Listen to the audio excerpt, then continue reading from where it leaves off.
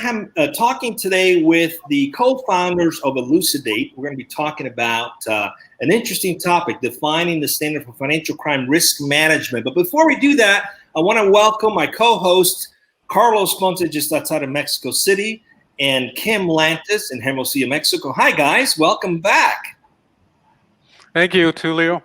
And let's get started with introducing our guest today. We have Shane Riedel, who is the co-founder and CEO of Elucidate, and also Filipe Garcia, who is the co-founder and CTO. Both of them are coming in from Berlin, Germany. So we've got an international contingency here going on DojoLIVE today.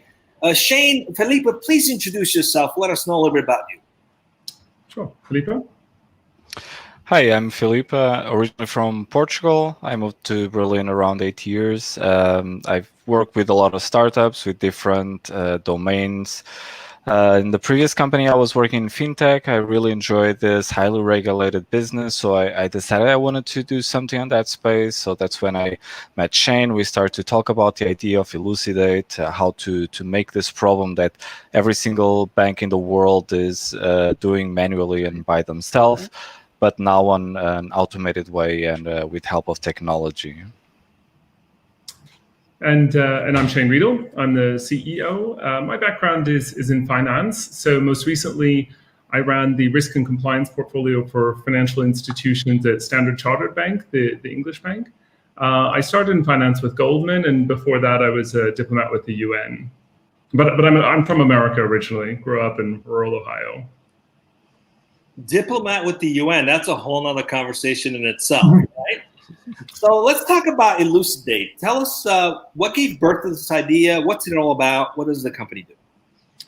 Sure, yeah, I'll take a stab at that. So in essence, the problem that the genesis of this was that there's really a systemic problem within financial services, and that is that financial institutions really struggle to gain access to the data that they need in order to assess and manage the risk of other financial institutions. So it's relatively straightforward to manage financial crime risk when you're talking about retail or corporate customers, right? Because you have a lot of data on those entities. But when it comes to transacting with other financial institutions, you don't see who the underlying customers are, and so it becomes much more challenging. We wanted to sort of sit in the middle of that relationship and to provide transparency between all market participants and a greater, richer data analysis for them to use in judging and assessing risk and ultimately predicting and preventing it. Exciting. We're looking forward to learning more. And Kim, please, let's introduce the show today. Sure. Thank you, Tulio, and thank you, Shane and Filipe. I'm sorry, for being here today. Filipe. Filipe.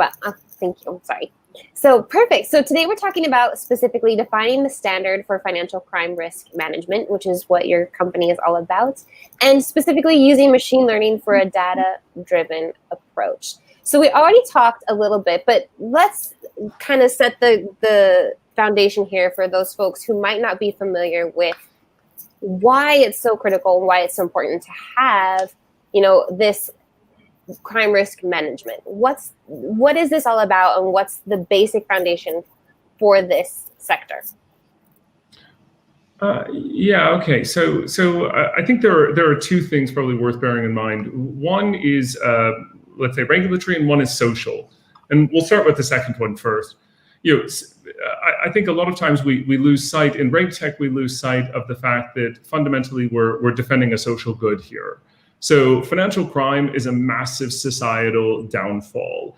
Having started out as a diplomat for the UN in Central Asia, I saw firsthand the impact that things like corruption, people trafficking, arms smuggling, narcotics can have on the fabric of society. So, we like to say in the company that our vision is to rid the earth of financial crime. And what really gets our people coming to the office every day is the fact that they're doing really interesting technical stuff, but fundamentally they're solving a very big social problem. On the regulatory side, though, one doesn't need to think very far back in the past to see that that there have been massive financial crime scandals which are coming up sort of fortnightly these days. And going back a little bit further, HSBC $2 billion, BNP Paribas $9 billion. I mean, these are massive sanctions and fines being levied against financial institutions, which certainly have the effect of focusing minds on this issue within the financial sector. It's an interesting dilemma because often people think, well, it doesn't affect me, right? It only affects a big corporation, but we're actually all paying for that. And banks and financial institutions, I've been at this for a long time, trying to curtail and get ahead of it. What makes what you guys are doing different and unique in terms of creating a value that's more data-driven? Is it predictable? Tell us a little bit about how it works. Sure.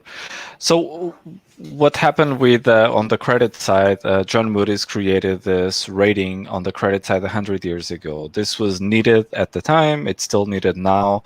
In the industry, they were doing credit assessment before, but with Moody's on the rating, they start to do this a bit more defined. With the regulators start to look at this, and they start to create some parameters around that. Financial crime already existed before, financial crime prevention already existed before, but only with 9/11 it started to become a real thing on the industry. So it's really new. The banks start to work on that. Everyone starts to create their own framework. They have the big agencies that are doing this assessment. They go into a lot of banks, they do the work, then they have to keep the business going. So there's no sustainability on the product itself. It's more on the contracts that the companies have. So what we started to create was a benchmark that the whole industry can use. Basically, everyone that we assess can compare themselves against everyone else. So we have an algorithm. Instead of having one person, person looking to the data or talking to the people, going to the bank, and then being able to say, I think that this is the score of that institution. The algorithm ingests some data. It produces a score, and this is useful because you compare yourself against others. What were some of the factors that went into determining what that benchmark is? Yeah, so we have a lot of knowledge about the vertical. So we have Shane doing this by himself for many years. So he knows the vertical, he knows the space. And this is what initially started to become the standard, right? People like him are doing this. Gathering a Delphi panel that is able to work on this and validating this is also very useful. We also have our board that is helping us to defining the standard and giving us input on that. Shane, do you want to follow up? Yeah, I think what's probably a key differentiator, though, we've got this Delphi panel. It has industry leaders on it, and so I think our expert judgments are probably as good or better than anybody else out there. But I think what's a real differentiator in our modeling is that we've not only focused on industry or sort of domain expertise, but we've also brought in probability and used machine learning to drive a probability assessment. So how likely is it that a certain data attribute is going to result in a financial crime risk event? For us, this is a huge differentiator. We're enabling the market to sort of pivot from an environment where most of your resource, and the estimate is that banks spend around 3% of revenue to manage this risk. Most of that resource is utilized to detect and report when something bad has happened. Whereas we want to really pivot the industry towards a predict and prevent model of understanding where risk will arise, in the same way as Filipe said, as John Moody's did 100 years ago when they applied that kind of robust modeling and analysis to credit risk. Right, because I think it's easy, at least for me, someone who's admittedly very far removed from the financial sector. But 3%, it doesn't sound so bad. But in terms of what this 3% actually means for such giant financial institutions, what is that number? Yeah, for for Citibank or JP Morgan, we're talking somewhere in the range of $2 billion per year. So it's not chump change. And for a lot of smaller institutions, that number can be significantly higher. So it was reported recently that one of the Dutch banks, ABN AMRO Bank, they had 10% of their staff working on this issue.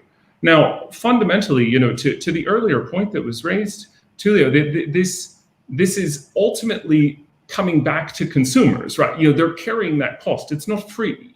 So, we don't think that it is sustainable for the industry to rely on a system that has, hundreds or indeed thousands of people manually reviewing particular data attributes as they kind of exceed thresholds. In this day and age, we can obviously do much better.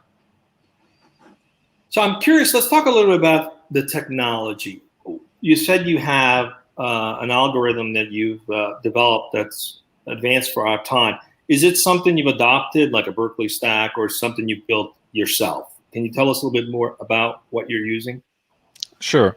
So we built it ourselves. We have a lot of data that we use from the public domain. We have a lot of data that we use from the regulators that we ingest into the algorithm to be able to calculate the probability of a financial crime event happening. Then we receive data from our customers, and we have to clean this data. We have to use it into our universal standard, and then with this we are able to see all of those events if they are happening. And then in our modeling we have those two components, the probability and the impact, how bad something is and how often something happens. So with those two components we are able to calculate the score for one institution. This score helps the institution to look about what is the score depending on the theme, depending on what we are analyzing, and it's not a black box. It's something that they can use and they can improve their own score. Right? We have to disclose what the risk is, and we have to tell them how to improve that as well. So it's not something that it's a machine learning algorithm that data goes in and data goes out, but it's something that we help them improve on that. So it's more of like an assisted analytics engine. Is that a fair elementary assessment? Sure, yeah. You still have people that have to look at it. And what is your sweet spot customer? Is it large tier 1 banks, tier 2? Who's actually at greater risk? I'm curious to find out which institution has greater risk. Well, we've got one of the sort of top 3 US banks as a user today. We also have the largest bank in Afghanistan using the product, and we've got loads of users in between those two. So, to my view, when you've built a tool that is applicable to those extreme use cases, that speaks volumes to the universal applicability of it. That said, I think our what we consider to be our perfect user at this point is really mid-tier banks. So mid-tier banks, I think, benefit from both of our use cases. That is to say, they're able to use our modeling to understand their own risk, to improve transparency and governance within their institution, to set KPIs, all the good things that come when you have a metric. They can utilize those internally, but they also have large portfolios of other banks, of counterparties with whom they're transacting on a regular basis. So banks in the U.S. market. Banks, the sort of, the Huntington, Zions Bank kind of tier of banks, or in the European market, ING or BBVA, Santander. Those are for us really the optimal customers, which benefit from most of our application.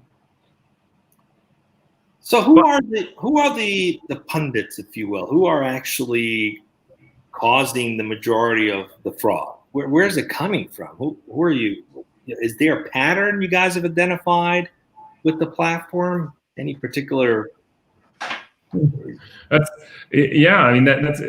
an interesting question. I would like to say that it's what the media and industry bias says it is, which is to say that it's Russians operating through offshore companies. I think the reality is that it's far more complex than that. And what we find is that financial crime is not isolated to a specific segment. That we do see it across the banks that we deal with. No, I don't think we've looked at a bank yet that it has no financial crime risk. And what I think is really telling for us is that we tend to run our model on banks who have controls in place, right? These are banks that from September 11th until now have been investing in this risk, have lots of transaction monitoring and all of these things. And when we do historical assessments of banks, the sad reality is that we find things, and we find really big things. So the problem with the way that the industry looks at this issue is that it's deeply tactical. They look at a specific transaction to understand, should I tell FinCEN about this? Or should I tell law enforcement about this in the US? And what we find is that when we step back and we actually look at the entirety of a bank's risk, that we've identified where there are massive changes in their risk profile, and none of the tools that are out there actually tell them that that's happening. So there's clearly a deficiency in the market. Regulators are seeing that. That's why they continue to fine them. But there's just not a tool out there until now that really addresses this at a systemic level. So let me get this straight.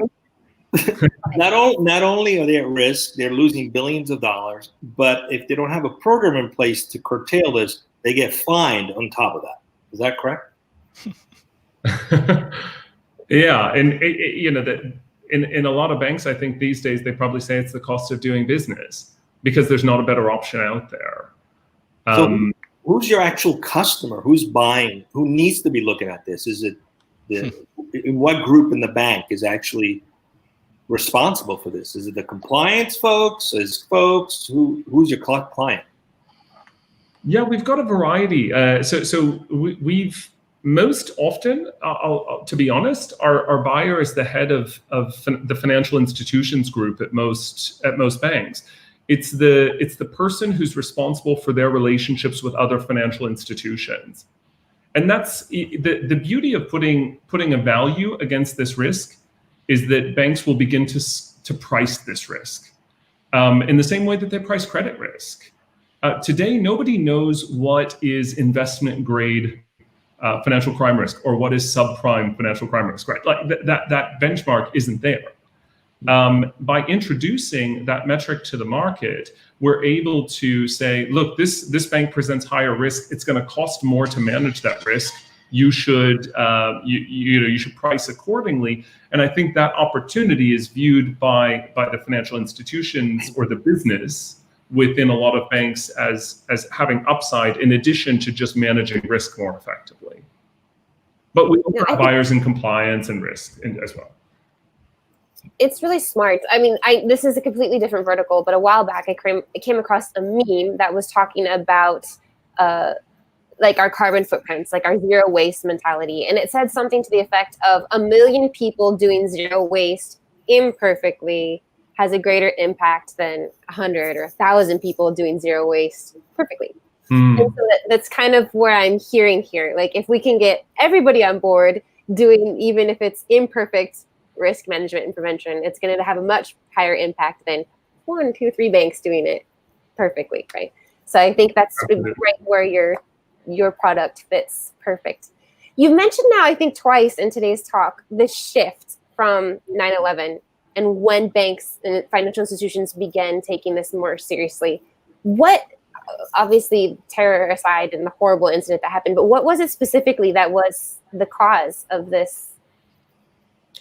Yeah, well, I think it was about September 14th that Cheney introduced the USA Patriot Act to the legislature. So that provided the regulatory framework, which has obviously evolved since.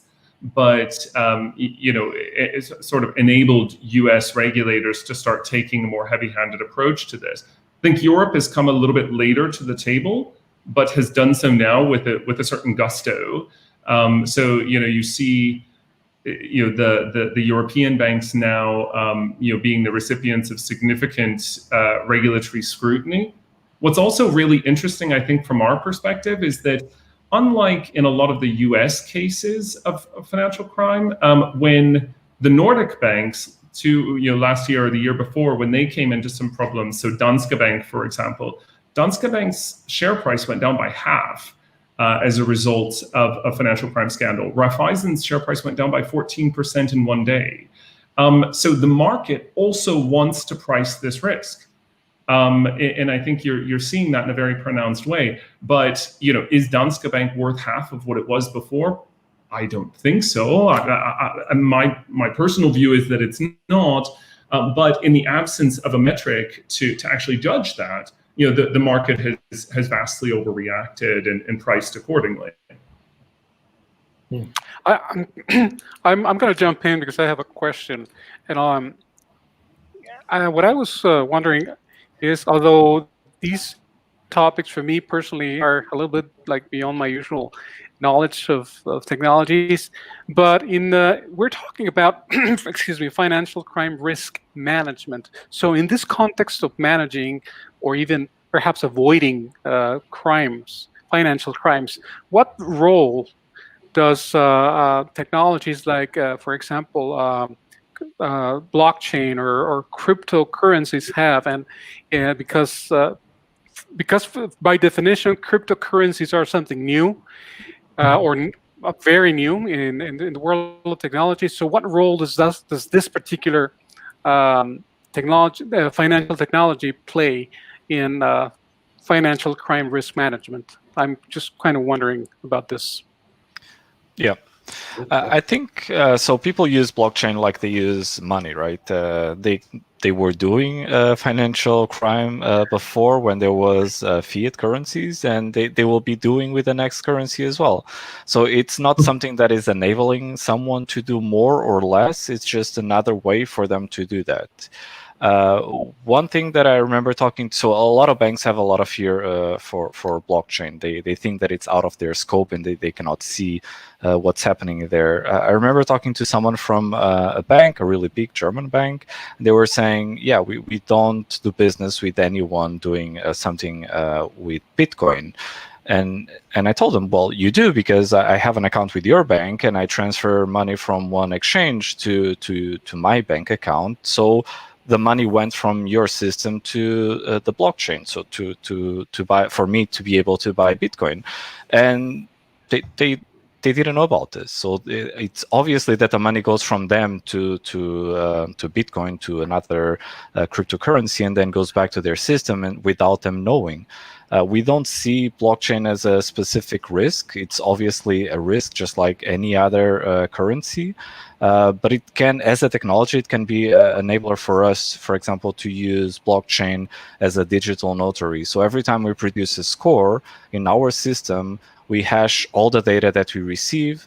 We hash that data embedded into the report, and then this report is also hashed, and we store that into the blockchain. So this tells us that at this moment we use this data to produce this report. There's a proof that we didn't tamper with the data. The customer sent us this data. We produced this report, and then it can be validated 5 years in the future if someone needs to. Thank you so much, Filipe. Well, I think we should probably touch a little bit on the shift towards more on the company culture side. So I'd like to ask you about Elucidate. What would you say that makes Elucidate a great company that people, developers or engineers, would want to work for? Yeah, it's an interesting question, and probably as founders we've got our own our own feelings for why we like the company. I will say we've had a really low level of attrition, so evidently people do like it. I think on one point is that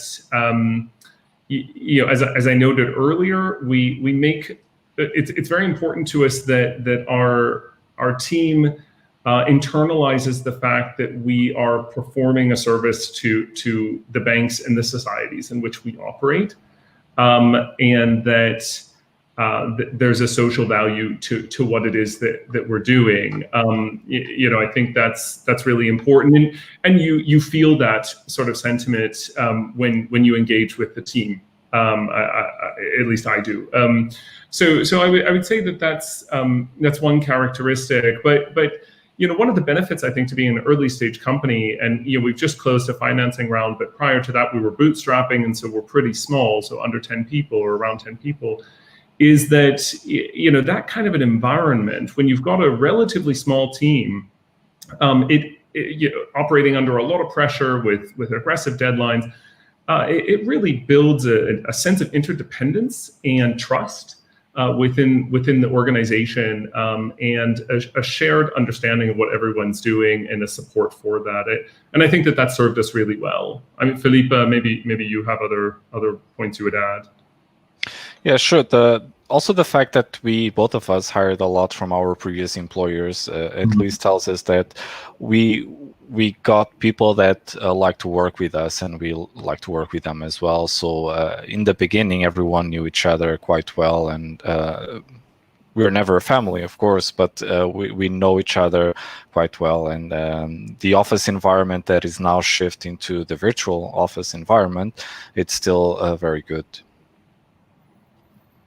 I like your comment so much. about creating an interdependent team. We're very big on that. We don't think codependence is healthy, and in a typical command and control companies, it stifles creativity and innovation, not to mention it disengages employees. And we also don't think complete independence is ideal either, because it creates a sense of too much individuality, not enough teamwork. So congratulations for balancing that. We agree that's a really big, important step. As you start to scale, as you start to build this out, fast forward a couple of years, what would be like a big leapfrog moment for you guys that would say, you know what, we have this vision, this dream, we've now hit the mark and we're off to the races? What would that look like? Yeah, sure. I mean, for us, we've tried to keep that the articulation of those objectives pretty tight, and clarified in a way that the team, regardless of where they sit or what they're doing, and as you say, when you start scaling, this becomes more challenging to do, because it's not so much based on interpersonal relationships anymore. And indeed now, some of our new hires I actually haven't ever met in person yet.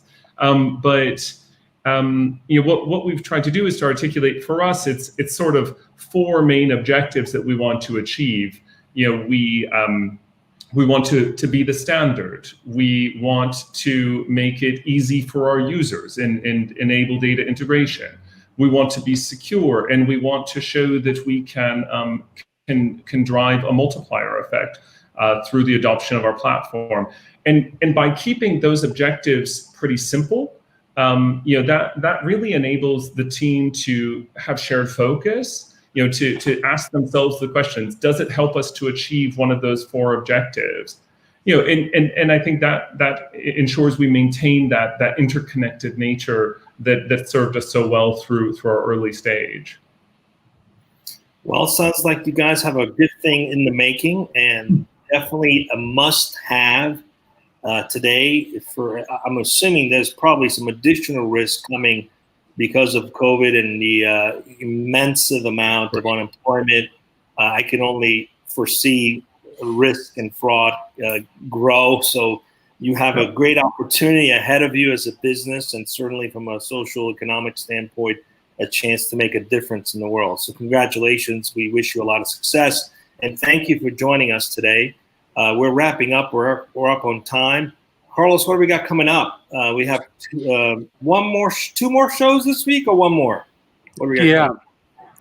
Yeah. Actually, we have 2 more shows, Tulio. 1 tomorrow and 1 on Thursday. Tomorrow, we're going to be speaking with Kimberly Wiefling from Wiefling Consulting about a very interesting subject that I look forward to, which is overcoming the global pandemic of dysfunctional organizations and disengaged employees. Catching my breath here. Okay. And on Thursday, we're going to be speaking with Jeff Haney, the co-founder and CEO of Pinpoint. And the topic is AI and software, streamlining developer workflows. Those are the two topics remaining for the week, Tulio. And that's it. Right here in Dojo Live, 1 p.m. Pacific, as ever. Thank you. Thank you all. Stay with us as we wrap up. Stay safe. Thank you. Bye-bye. Thank you. Bye. Thank you.